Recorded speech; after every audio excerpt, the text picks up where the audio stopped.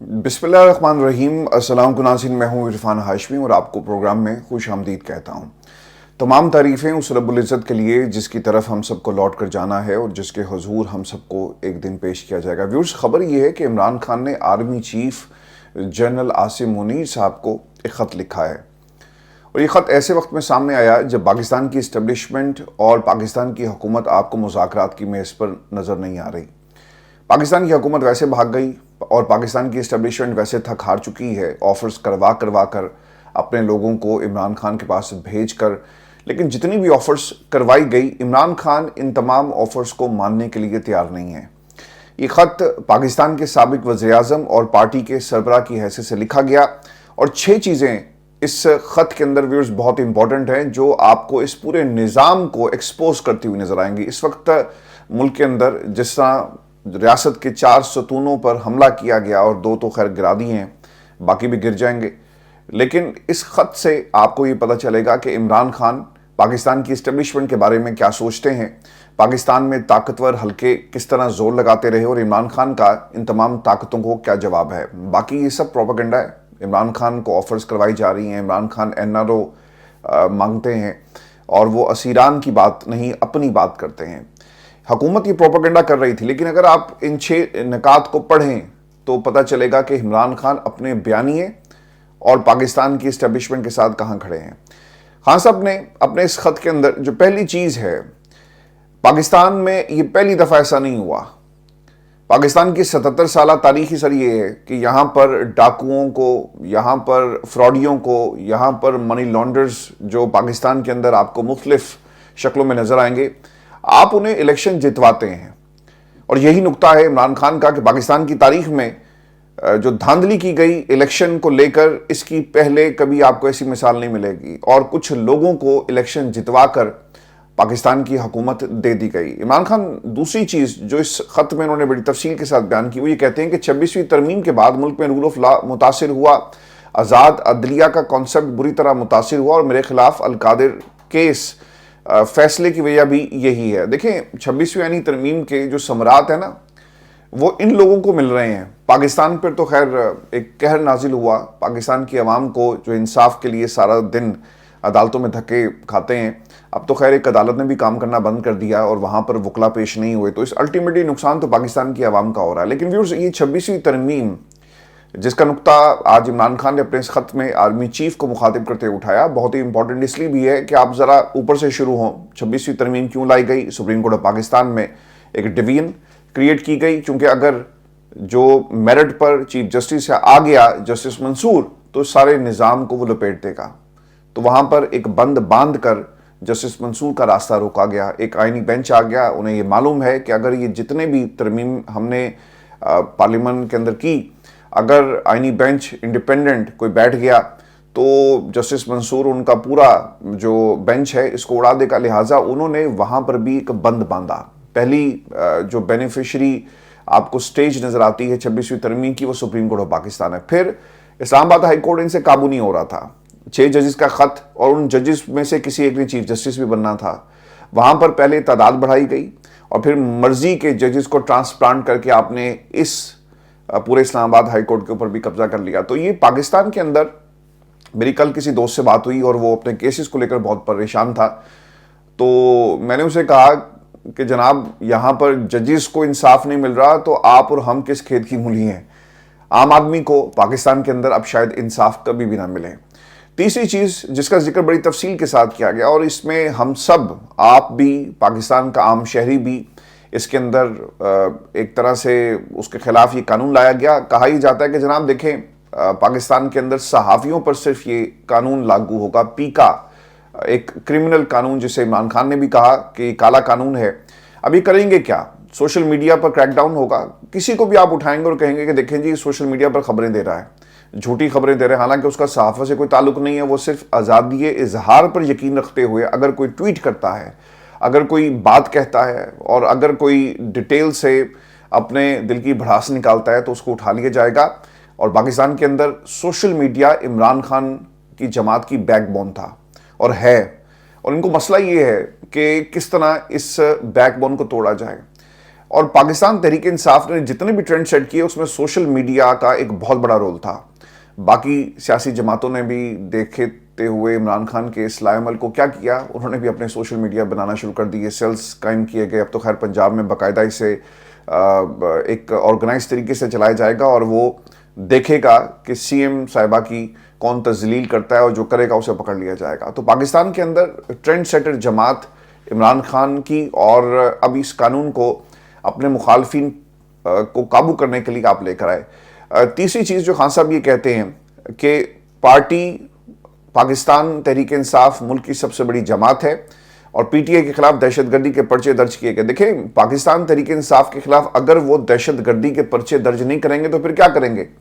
مسئلہ یہ ہو جاتا ہے کہ جب پاکستان تحریک انصاف ان کے لیے کہ جب میدان میں آتی ہے تو پھر ایک تو یہ پریشان ہو جاتے ہیں کہ عوام اگر باہر نکل آئی, چونکہ ان کو معلوم تھا کہ 8 فروری کو کیا ہوا, آپ جماعت کو ختم کرتے ہیں. اس وقت تو خیر آپ کا زیادہ زور تھا نا, اور آپ پوری طاقت کے ساتھ پاکستان کی عوام کو دیوار کے ساتھ لگا رہے تھے. عوام نے باہر نکل کر آپ لوگوں کو ٹکر دی اور ان کو یہ معلوم ہے کہ اگر یہ عوام مسلسل سڑک پر رہی تو پھر ہماری حکومت چلی جائے گی, اور جہاں جہاں ہم نے اپنے بیربلوں کو بٹھایا, اپنی پراکسیز کو اور اپنی اردلیوں کی حکومت قائم کی, پھر یہ قائم نہیں رہے گی. تو اس لیے آپ کے پاس جتنے مقدمات ہیں آپ انہیں استعمال کریں گے, چاہے وہ دہشت گردی کا ہو, چاہے وہ سول کیسز ہوں, چاہے وہ کسی کا کاروبار تباہ کرنا ہو, بلڈوز کرنا ہو, جو بھی حربہ ہے اسے استعمال کیا جا رہا ہے. پھر خان صاحب یہ بھی کہتے ہیں کہ پی ٹی آئی کے لاکھوں کارکنوں کے گھروں پر چھاپا مارا گیا, سیاسی ورکرز پر گولیاں چلائی گئی, اور یہ پہلی دفعہ سر ایسا نہیں ہوا, اس دفعہ کچھ زیادہ ہو رہا ہے. پاکستان تحریک انصاف کا ورکر چاہے وہ پنجاب کے کسی بھی علاقے میں موجود ہو, اس کے گھر پر چھاپا ضرور پڑے گا. یہ پنجاب پولیس لگتا ہے ایسا ہے کہ جب ان سے حلف لیا جاتا ہے یا پھر کوئی بھی نیا علاقے کا ایس ایچ او آتا ہے تو اس کی کارکردگی کو دیکھا جاتا ہے اور اسے پوچھا جاتا ہے کہ ہاں اگر پی ٹی آئی کے لوگوں کو پکڑنا پڑے تو پکڑو گے؟ تو وہ کہتا ہے جی سرکار, اچھا مجھے کوئی تھانہ دے دیں. تو یہ جو بڑے تھانے جتنے بھی ہیں اور جہاں جن علاقوں میں پاکستان تحریک انصاف کا جو مین ووٹ بینک ہے یا ان کے دفاتر ہیں یا پھر کوئی بڑا تحریک انصاف کا جو لیڈر ہے اگر اس علاقے میں موجود ہے, تو پھر یہ سمجھ لیں کہ اس علاقے کا جو ایس ایچ او ہوگا نا وہ کوئی نون لیگ کا خاص ہوگا جسے آپ استعمال کریں گے. اور وہ کل آپ نے دیکھ لیا کہ ایک ایس ایچ او کے ساتھ دھمکیاں لگا رہا تھا گڈی اڑانے پر, صرف کائٹ فلائنگ جس نے کی اس کے گھر کو مسمار کر دیا جائے گا. لیکن جنہوں نے پچھلے 77 برسوں سے ہمارے ملک کی جو سالمیت ہے اسے خطرے میں ڈال دیا, پاکستان کی جمہوریت کی جو فصیلیں تھیں اسے آپ تباہ کر کر اب وہاں پر اپنے طاقت کے جھنڈے جو اب گاڑے, کبھی ان لوگوں کے اقتدار کو مسمار کرنے کی کبھی کسی نے بات نہیں کی. تو پاکستان ورسز پاکستان میں یہ جو تمام لوگ اس وقت حکومت کے اندر یا پھر ان کے ہینڈلرز ہیں آپ کو آمنے سامنے نظر آئیں گے.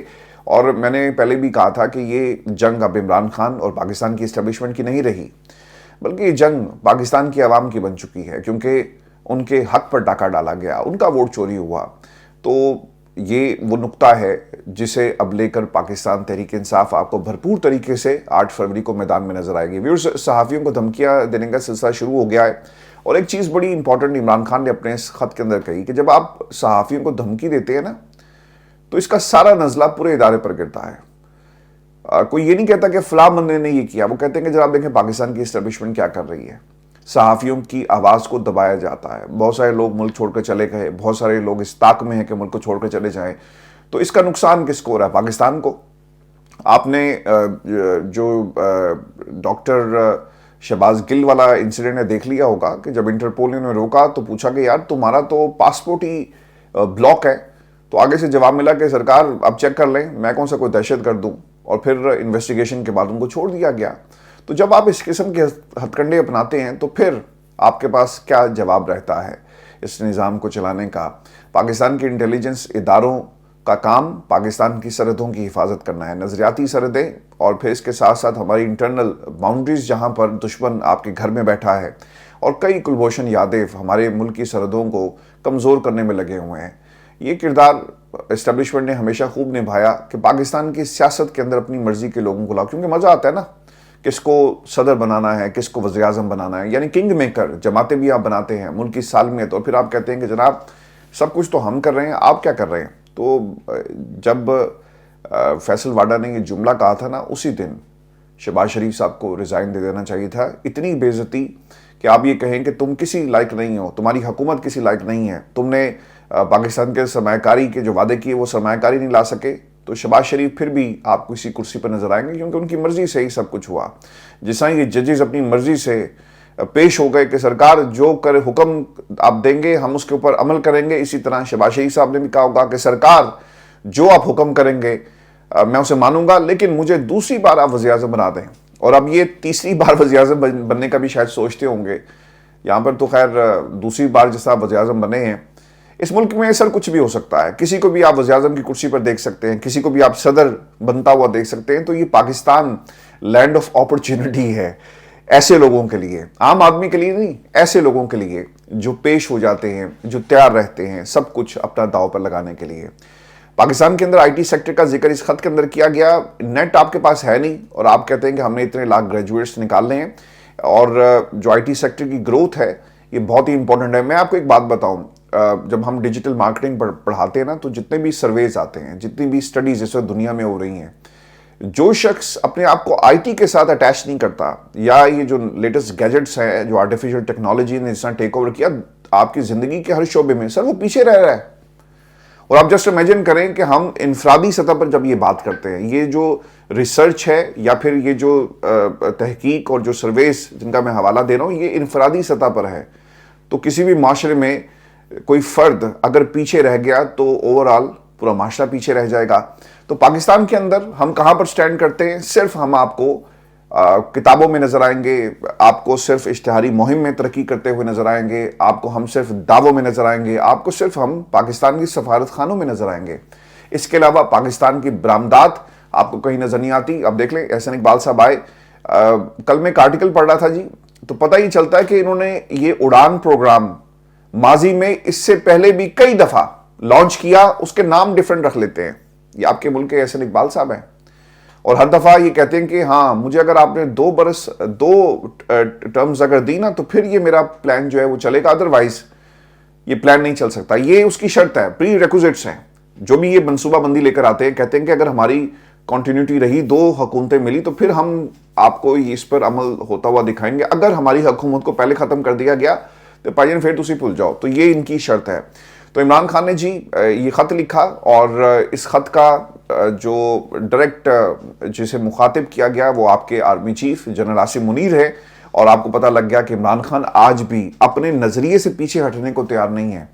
اور انہوں نے جو ایک بات جس کے اوپر کافی لوگوں نے تنقید بھی کی, اور آپ کو بہت سارے لوگ اس میں پٹواری دوست بھی نظر آئیں گے, وہ یہ کہتے ہیں, انہوں نے کہا کہ ہماری فوج روزانہ قربانیاں دے رہی ہے, اس وقت ضرورت ہے کہ پوری قوم فوج کے ساتھ کھڑی ہو. تو سر بالکل ٹھیک ہے, یہ عمران خان کا پیغام ہے, اور کبھی بھی انہوں نے فوج کے خلاف بات نہیں کی. صرف آپ کے انڈیویجول ایکٹس ہیں جو پاکستان کی سالمیت کو, جو اکنامک سٹیبلٹی اس کو خطرے میں ڈالتے ہیں. آج ان سے جی ایک سوال یہ بھی ہوا علی امین گنڈا پور کے حوالے سے, اور اس کا انہوں نے بڑی تفصیل کے ساتھ جواب بھی دیا, چونکہ وہاں پر کچھ شرارتی لوگ تو ہمیشہ ہی موجود ہوتے ہیں. تو وہ عمران خان کے پاس گئے اور انہوں نے کہا کہ خان صاحب یہ جو آپ کے علی امین گنڈا پور صاحب ہیں یہ مختلف اجلاس ہیں, ان میں نہیں آ رہے, اور آپ نے ان کو ہٹا دیا, یہ کیا وجہ بنی؟ تو اس کے اوپر وہی جواب تھا جو پہلے دن سے پاکستان تحریک انصاف کا ہر بندہ آپ کو بتائے گا, اور وہ یہ تھا جی کہ پارٹی کے امور چلانے کے لیے علی امین گنڈا پور کے پاس ٹائم نہیں ہے. اور دوسری طرف جنید اکبر جو ہیں وہ ان سے سینئر بھی ہیں اور پرانے دوست ہیں, لہٰذا پارٹی کے دوست ہیں, خان صاحب کے نہیں, پارٹی کے دوست ہیں, ورکر ہیں, اس لیے انہیں یہ کرسی جو ہے وہ دی گئی تاکہ پارٹی کے معاملات کو بہتر انداز میں وہ صوبے میں چلا سکیں. میں بھی آپ کو عمر ایوب صاحب کی کچھ باتیں وہ بھی آپ کے ساتھ میں شیئر کر دیتا ہوں, پھر ہم بڑھیں گے عدالت کی طرف, جہاں پر جسٹس محسن اختر کیانی نے فائلیں اٹھا کر پھینکی ہیں, اور عدالت میں پی ٹی وی کا کیمرہ مین بلایا گیا اور کس کا انتظار کیا جا رہا تھا, اور یہ 2 جو نئے ججز آئیں کیا ان کی عدالت میں کوئی کیس لگے گا یا نہیں لگے گا, اور وکلا پیش ہوں گے یا نہیں ہوں گے, منظر نامہ کیا تھا اسلام آباد ہائی کورٹ کا, یہ آپ کو آگے چل کر بتاتے ہیں. لیکن عمر ایوب صاحب نے کچھ باتیں کہی 1971 اور پھر بلوچستان کی صورتحال. اچھا وہاں پہ ہو کیا رہا ہے؟ 8 اضلاع ایسے ہیں جی جہاں پر پاکستان کا جھنڈا نہیں لہرایا جاتا.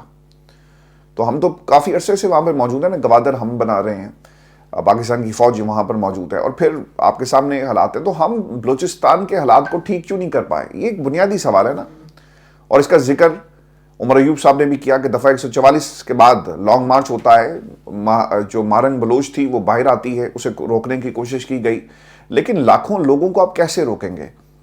آپ جسٹ امیجن کریں، یہ بلوچستان کی جو ایگزامپل ہے نا، یہ ہمارے لیے ٹپیکل ایک کیس سٹڈی ہے۔ آپ نے لوگوں کو حقوق نہیں دیے، وہاں پر بہت ساری ایسی آوازیں جو ایکسٹرنل بالکل تھا، ایک انٹرفیرنس ہے، لوگ آتے ہیں استعمال کرتے ہیں لوکل ذہنوں کو اور وہ بندوق اٹھا لیتے ہیں، بالکل ایسا ہے۔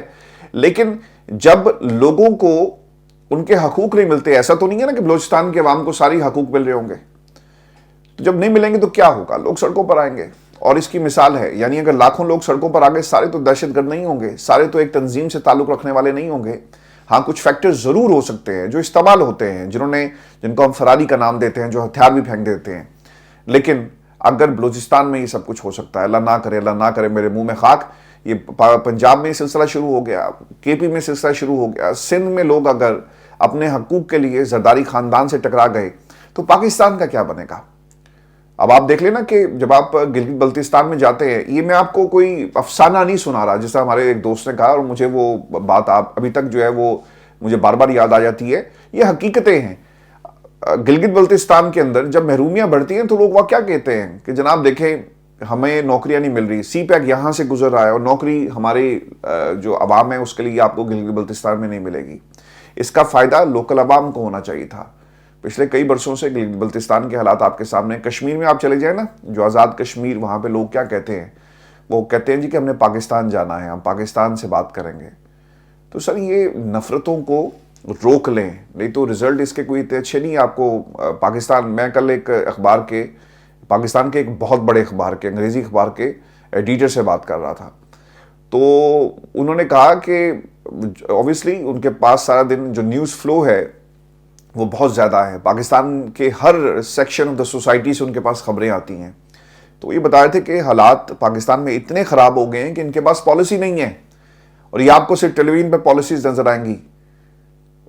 کوریا میں سر ایسے ہی ہوتا ہے، جو ٹی وی دکھایا جاتا ہے نا اسٹیٹ ٹیلی ویژن، وہاں پر سب اچھے کی آواز آتی ہے، چونکہ ان کے سامنے ہائی رائز بلڈنگز ہیں، سڑکیں خوبصورت بنی ہوئی ہیں، لیکن آپ جس طرح ہی اس علاقے سے دور جاتے ہیں تو آپ کو اصل کوریا جو ہے وہ نظر آتا ہے۔ تو پاکستان کے اندر بھی جہاں پر یہ لوگ کھڑے ہیں وہاں پر انہیں سب کچھ ہرا بھرا نظر آ رہا ہے، چونکہ سامنے آپ کے خوبصورت اسلام آباد ہے، اور یہ سمجھتے ہیں کہ پورا پاکستان اسی طرح آپ کو خوشحالی میں نظر آئے گا۔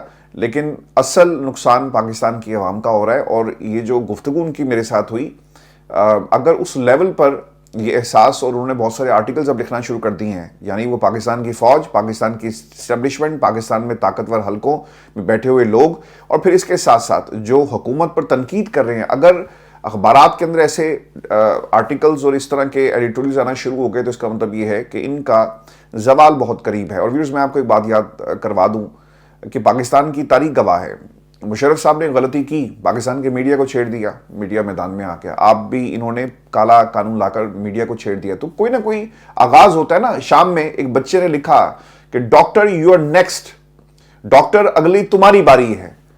تو دیکھ لیں بشار الاسد کے ساتھ کیا ہوا، 15 بچوں کو انہوں نے مار مار کر جو ہے ان کا برا حال کر دیا، ان کے ناخن نکال دیے۔ وہ احتجاج تھا بچوں کے والدین کا، جو آہستہ آہستہ بڑھتا بڑھتا بڑھتا بڑھتا پورے ملک میں پھیل گیا، اور پھر کہاں ہے بشار الاسد، کہاں ہے اس کی وہ سلطنت، سب کچھ جو ہے وہ تہس نہس ہو گیا۔ تو کوئی نہ کوئی ابتدا ہوتی ہے۔ ہم نے مشرف صاحب کے دور میں اس چیز کو بہت قریب سے دیکھا، سڑک پر ماریں کھاتے تھے سارا دن، اور آنسو گیس کے شیل، اور شام کو جب رپورٹنگ کر کے گھروں کو جاتے تھے تو ہماری شکل پہچانی نہیں جاتی تھی کہ ہم لوگ کون ہیں۔ تو یہ برا وقت جو ہے شروع ہو چکا ہے، اور اچھی خبریں سر ان کے لیے نہیں آ رہی۔ شہباز شریف صاحب ملک کا وزیر اعظم ہے جی، عزت اور احترام کے ساتھ یہ میں بات کر رہا ہوں، لیکن سر آپ کی حیثیت اتنی ہے کہ آپ اسمبلی کے فلور پر کھڑے ہو کر تقریر نہیں کر سکتے۔ That is a second thing جو عمر ایوب صاحب نے بھی اس کا ذکر کیا۔ 8 فروری کو سوابی میں جلسہ ہوگا، یوم سیاہ کے طور پر پاکستان تحریک انصاف جو اسے منانے جا رہی ہے۔ ویورز، اب جو خبر میں آپ کو دینے چاہ رہا ہوں، جسٹس محسن اختر کیانی صاحب، ان کی عدالت اس لیے بھی بڑی امپورٹنٹ تھی کیونکہ اوبیسلی انہوں نے خط بھی لکھا، لیکن ان کے خط کو ہوا میں اڑا دیا گیا۔ عرفان صدیقی صاحب نے کہا کہ آئین موجود ہے، قانون موجود ہے، صدر آصف علی زرداری صاحب کے دستخط موجود ہیں، جب چاہیں آپ کر لیں، گھر کی فیکٹری ہے، اور پھر اس کے ساتھ ساتھ 26ویں ترمیم کے ہوتے ہوئے ہم ججز کی بات کو کیوں سنیں؟ تو سر یہ جو بیج ہے وہ جسٹس آپ کے قاضی فائز عیسیٰ کا یہ جو ہے نا بیج بویا ہوا ہے. انہوں نے کہا تھا کہ جی پارلیمان سپریم ہے, تو یہ توازن کیسے برقرار ہوگا؟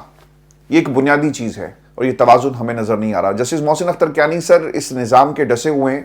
جیسا جسٹس منصور علی شاہ صاحب کے ساتھ ہوا وہی کچھ جسٹس محسن اختر کیانی کے ساتھ ہوا.